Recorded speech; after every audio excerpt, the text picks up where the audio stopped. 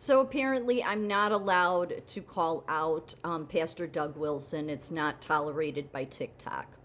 Even when I duetted a short video of mine showing all of his books have like just bad symbolism, first of all, okay? And here's the thing, one of the ones he ended up having to remove his books, I think because of plagiarism possibly, was about Southern slavery.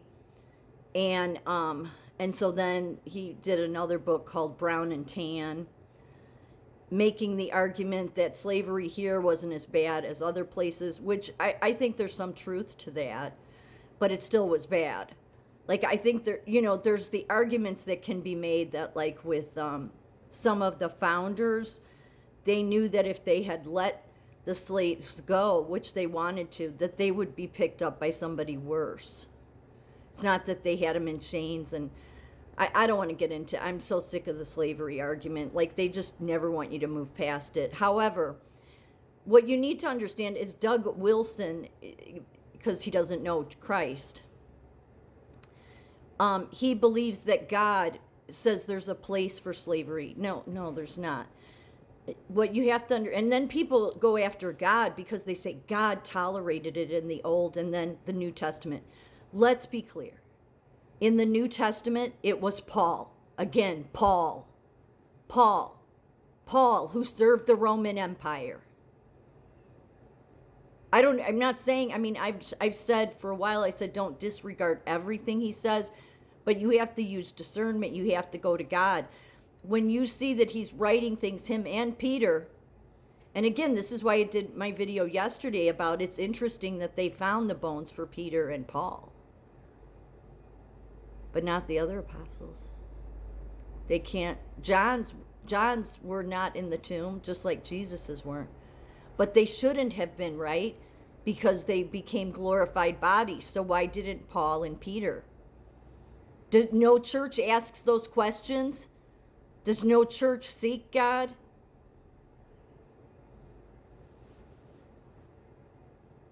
God never supported slavery, never. It came with the fallen world. It is why, and the slavery, where did the first oppression begin? Against women. Against women, which is why, again, if the pastors knew anything about the Bible, they would read that the punishment God gave Eve was pain in childbirth. He never said she'd curse the earth, and he was warning her, now that this sin has happened, he's going to rule over you. Man's going to rule over you because I allow free will. So in the Bible, when God is putting regulations on it, it's not because he supports it. He makes it clear, I will judge it harshly. But he knows because man's in the fallen world, and even after Jesus, man didn't want to surrender to God. They'd rather surrender to Pete Hegseth and the War Department and the government. And so when you continue to surrender to the government instead of surrendering to God, because God does not accept a divided loyalty. I don't care what anybody says. He does not. He does not. The thing that has been lost on everyone here is Jesus came to show you the exact blueprint to follow.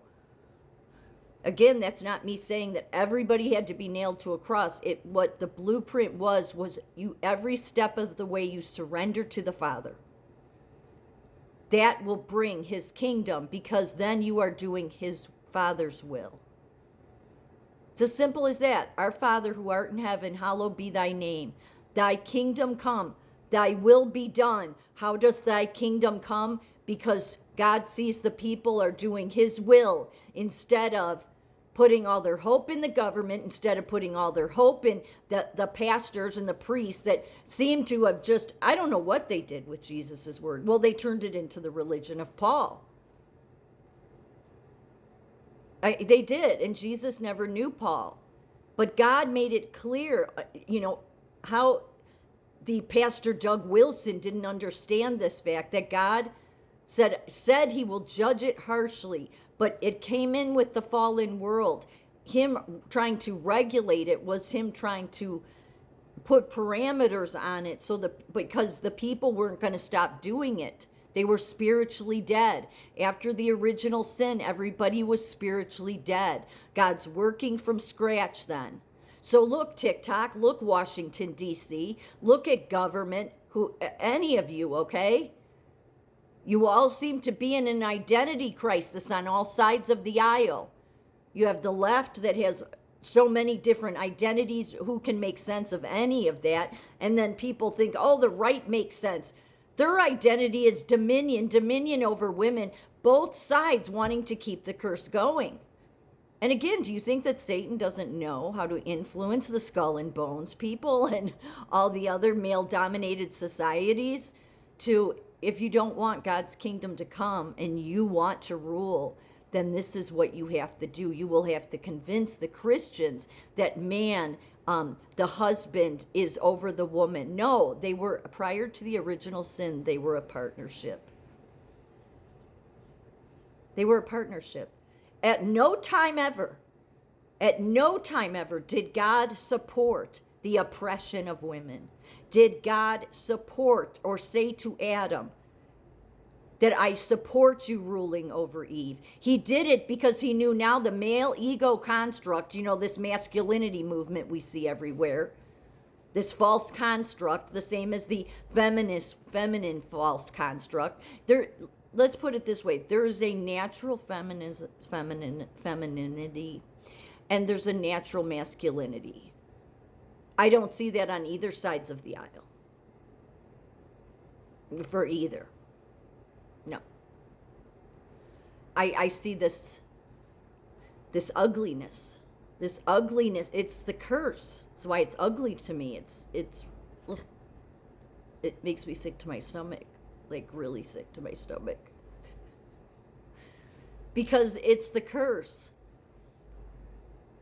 The curse isn't some, it's an energy, I guess you could say, but it's really, it's the construct that came in with the original sin, which was the identity crisis. Jesus came to show you how to fix the identity crisis. And what was his answer? Why did Jesus surrender to the Father every step of the way? Because you're in the fallen world, that's why. And then everybody says, but he overcame it. Right, he overcame it, but again, you still have free will. God will not interfere with free will. Do you think that the Freemasons and Skull and Bones and Book and Snake and all of them, they don't know that?